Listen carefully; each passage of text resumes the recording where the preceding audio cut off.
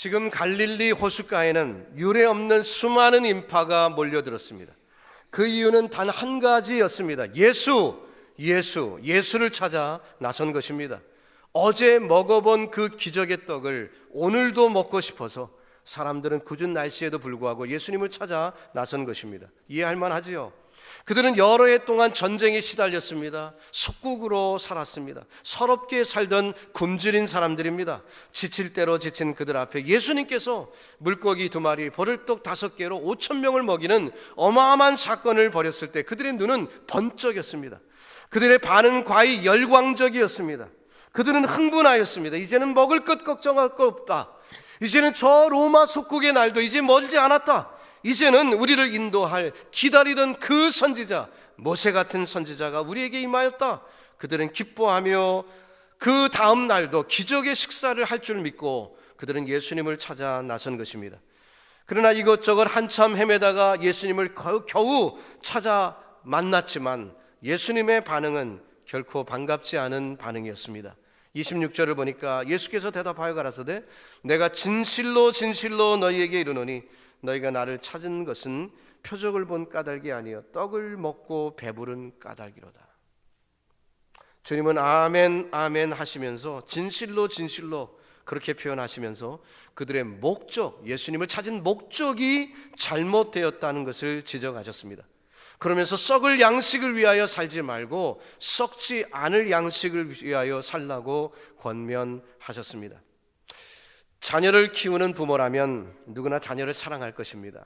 그러면은 그 자녀들이 원하는 대로 다 해주는 부모는 없습니다. 왜냐하면 그 아이들이 원하는 대로 다 해주면 아이들을 망칠 것을 알고 있기 때문에, 그렇기 때문에 때로는 자녀들이 원하지 않는, 즉 그 자녀들이 원하는 것을 거절하거나 원하지 않는 것을 시키는 그런 일들도 종종 있지요. 사람 만들기 위해서 애쓰는 것입니다.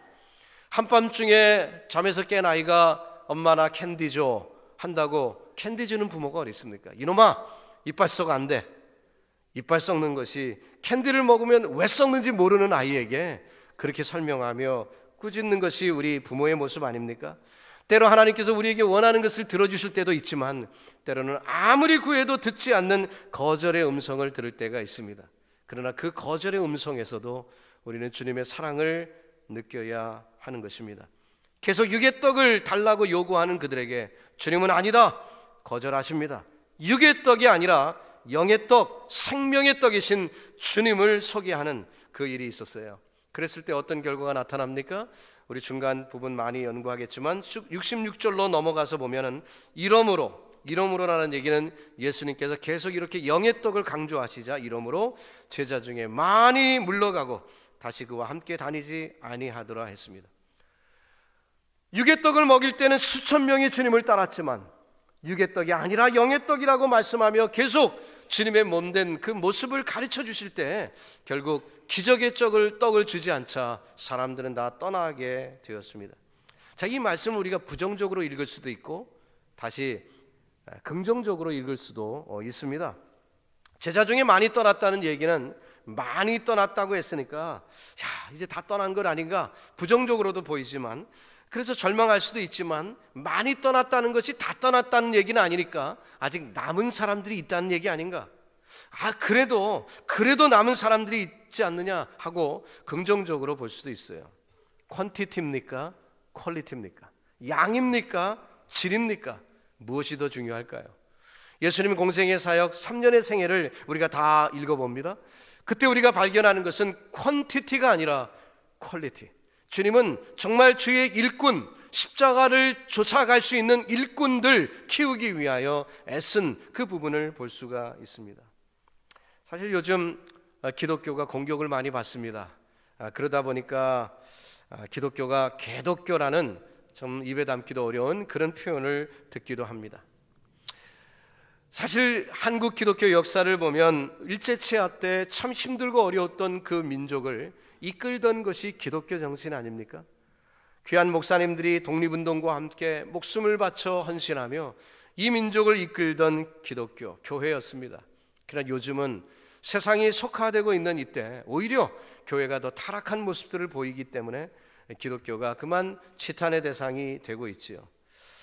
사실 그 모습을 보면서 우리가 같은 기독교인으로서 이건 너무 과장된 것 아닌가, 다 그런 건 아닌데 그래도 정직하게 살아가는 교인들 많고 정직하게 사시는 목사님들도 많고 또 그런데 왜 이렇게 다 이렇게 과장되고 있는가, 좀 서운한 그런 마음도 있어요. 사실이죠.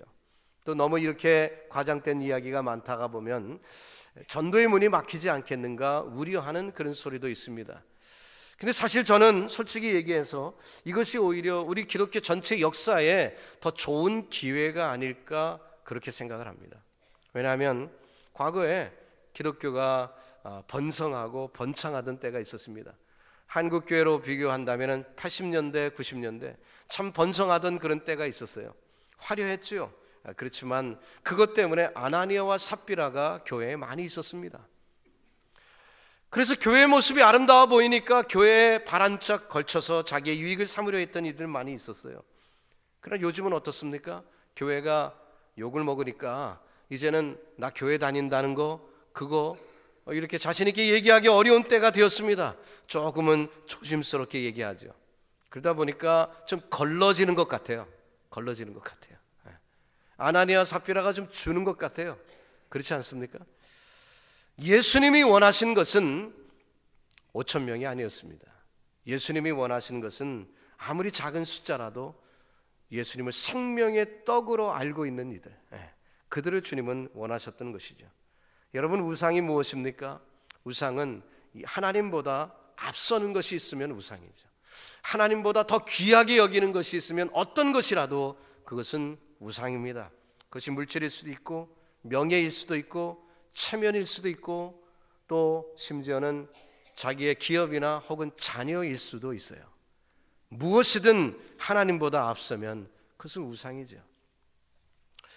주님은 그 우상을 우리에게서 걷어가시기를 원하셨던 것입니다. 사실 이 떡은 예수님에 대한 강력한 증언이었습니다. 그것은 단순히 배고픈 사람들이 일시적으로 그 배고픈 것을 채우기 위한 것이 아니었습니다. 주님께서는 자신이 어떤 분인지를 보이기를 원하셨지요. 그러나 백성들은 깨닫지 못하고 있습니다. 안타까워하시는 그 주님의 심정을 우리가 느낄 필요가 있습니다. 이제 주님께서는 책망을 하십니다. 그 책망을 들은 사람들이 뭐라고 답을 하십니까? 28절에 보니까 저희가 묻되 우리가 어떻게 하여야 하나님의 일을 하오리까? Work of God, 하나님의 일을 어떻게 할 수 있습니까? 하나님의 일을 하겠다고 나서고 있습니다. Sounds so good. 괜찮아 보이지 않습니까? 야, 이들이 이제는 좀 뭔가 깨달은 게 아닌가? 예수님과 이제는 좀 말이 통하기 시작하는 것 아닌가? 그들이 지금까지 먹고 마시는 일에만 매달렸다가 이제는 좀 변한 것 아닌가? 하나님의 일에 관심을 갖기 시작했으니 뭔가 기특한 일이 벌어지고 있지 않는가? 이렇게 보여지지요. 그런데 주님은 기뻐하지 않으셨어요. 이게 도대체 웬일입니까?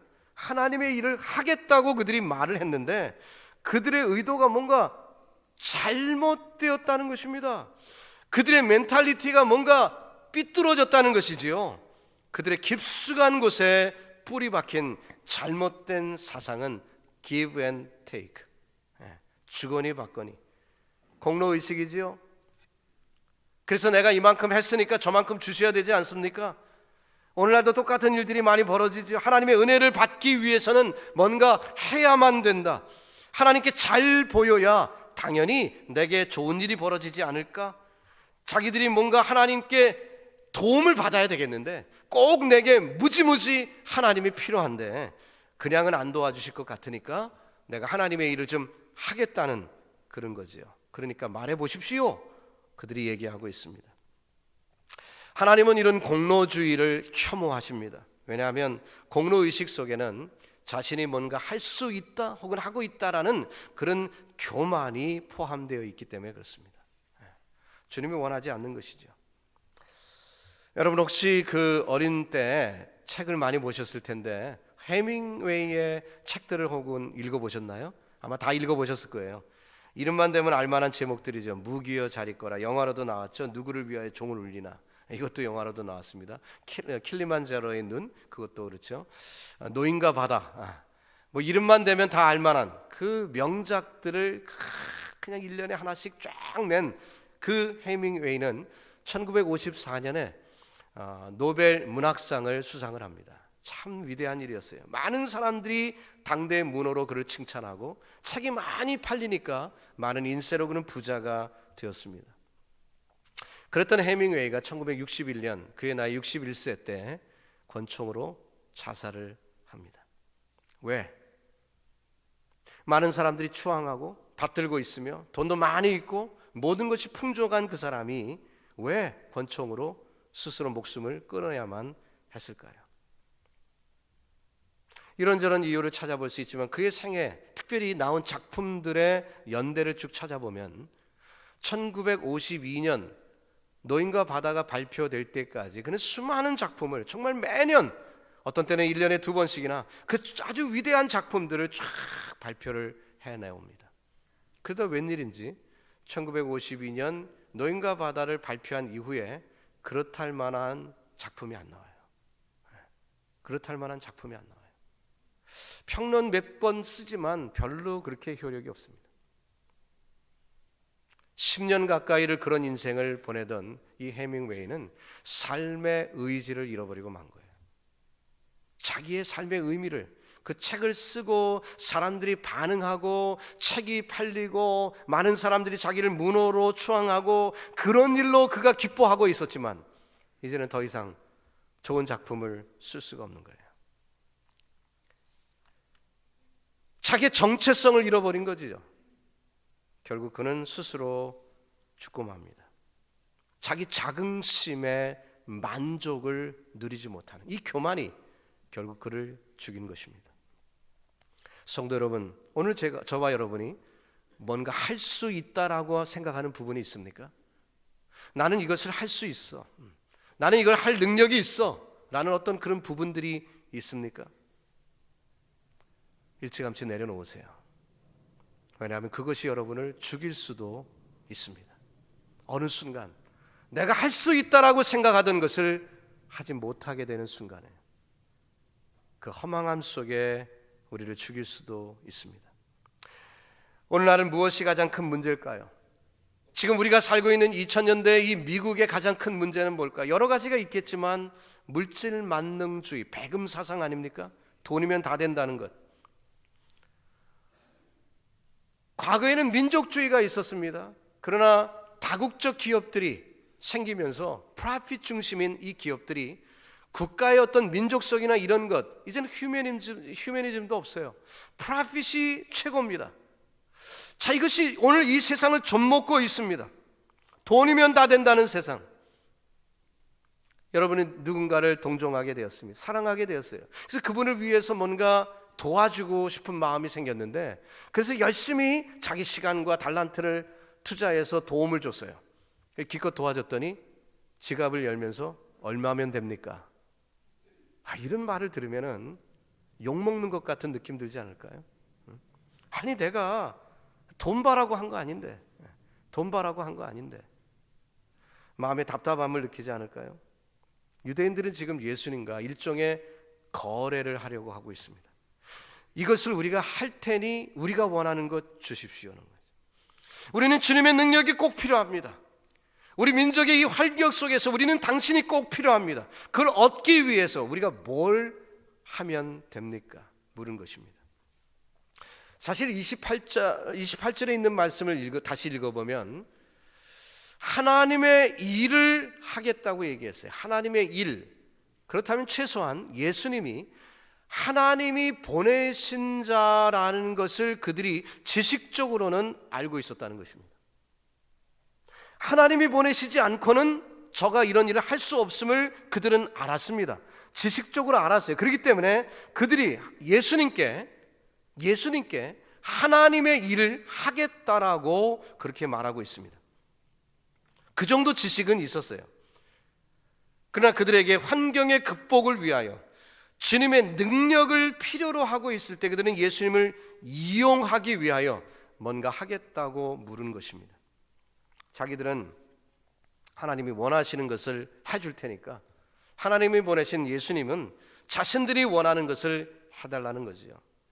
은혜라는 단어가 있을 자리가 없어요. 선물입니다. 선물의 특징은 무엇입니까? 돈 주고 사는 게 아닙니다. 값을 지불하고 사는 것이 아닙니다. 선물은 공짜입니다. 그냥 받는 거예요. 그게 선물이에요. 하나님이 주시는 은혜의 중요한 것은 무엇입니까? 값이 없다는 것입니다. 하나님이 주시는 은혜는 주거니 받거니 이것이 중요한 게 아니라 더 중요한 것은 값 없이 주셨다는 것이 더 중요한 거죠. 돈 주고 사겠다는 것, 그것은 말도 안 되는 생각입니다. 정신 나간 것이죠. 오늘날 신앙을 거래하겠다고 얘기하는 것은 어리석은 거 아니겠습니까? 거래 대상이라면 그것은 사랑도 없고 은혜도 없는 것입니다. 이민교회 가끔 벌어지는 일입니다. 요즘이야 좀 많이 달라졌어요. 이민자들이 많아졌으니까. 그러나 몇십 년 전만 하더라도 그 자들이 많지 않았으니까 처음 이민 오는 분들이 준비를 제대로 안 하고 오기 때문에 도움이 많이 필요했습니다. 언어도 안 되고 또 여러 가지 불편하죠. 그러니까 목사님들이 많이 도왔어요. 저도 한 20, 30년 전에 그런 일들을 많이 도왔던 기억이 있습니다. 전화가 옵니다. 한국에서 누구누구가 미국 가는데 좀 도와주세요. 그러면은 공항에 그 시간에 맞추어서 이제 차를 가지고 나가죠. 그러면 이삿짐, 그 이민짐, 그 보따리를 차에 싣고 돌아옵니다. 그러면 아파트를 이제 구해드리죠. 그리고 아파트만 구해주면 끝납니까? 아니죠. 전화 놔줘야 되잖아요. 영어가 안 되니까 전화 넣는 것 도와드리죠. 또 자녀가 있는 가정은 어떻습니까? 그 아이들 학교 입학시켜야 되는데 통역이 필요하잖아요.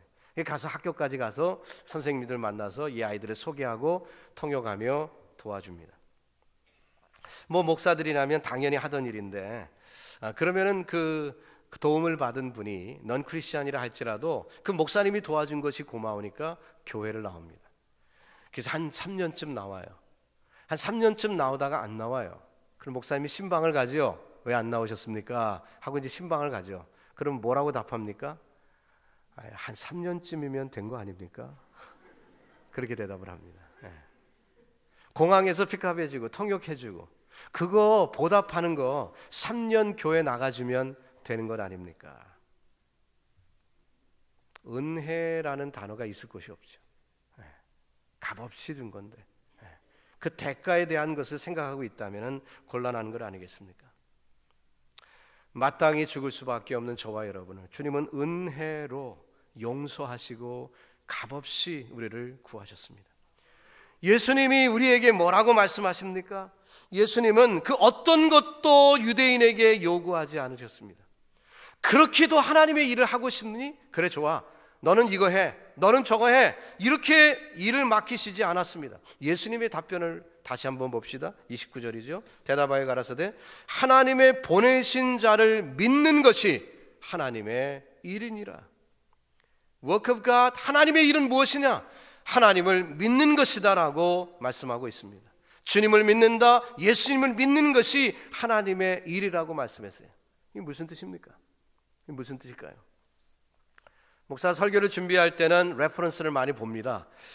물론 성경 본문을 제일 먼저 많이 보지만 그 다음에 레퍼런스를 많이 봐요. 또 주변에 아는 분들의 설교집도 읽어봅니다. 근데 오늘 본문은 잘못 해석한 분들이 참 많더라고요.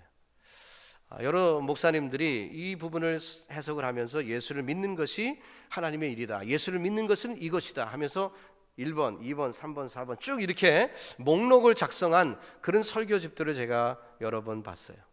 잘못 읽은 거죠. 오늘 문맥을 쭉 다시 한번 보세요. 예수님께서 그들에게 하나님의 일? 그래? 하나님의 일을 하고 싶어? 하나님의 일은 하나님이 보내신 자 나, 즉 예수를 믿는 거야. 이렇게 말씀하신 의도가 무엇이죠? 그들이 뭘 하겠다고 달려들었어요. 뭘 하겠다고. 그랬을 때 대답이 예수 믿는 거야. 이 대답은 뭘 하겠다는 doing에 초점이 맞춰지는 게 아니죠. 정반대 말이죠. 할 것 아무것도 없다는 것을 강조한 거거든요. 근데 예수 믿는 것은 이런 것이다 하는 것을 강조하는 것으로 설교를 풀어가면 이건 예수님 의도하고 좀 맞지 않는 거죠. 그래서 잘못 설교된 그런 책을 제가 많이 봤어요. 좀 안타까운 부분이지만 저는 문맥이 굉장히 중요합니다. 앞분 문맥을 보면 하나님의 일은 우리가 할 일이 아무것도 없다는 거예요. 하나님의 일은 하나님이 아셔서 다 하셨다는 것입니다. 우리 구원을 위하여 하실 일은 주님이 다 하셨다는 거예요. 십자가성의 마지막 7원 중에 테텔라스타이 다 이루었다. It is finished. 구원의 모든 일은 하나님이 스스로 다 하신 거예요. 우리가 구원받기 위해, 우리가 삶을 바꾸기 위해, 우리가 새로운 영생의 삶을 살기 위해 우리가 할 일은 아무것도 없어요. 창세기 15장 6절에 보면 아브라함의 믿음에 대한 얘기가 나옵니다. 아브라함이 하나님을 믿으니 이것을 저의 의로 여기셨다는 말씀이 나와요. 하나님을 믿으니 의로 여기셨다. 아브라함의 사적을 여러분 다 아시죠?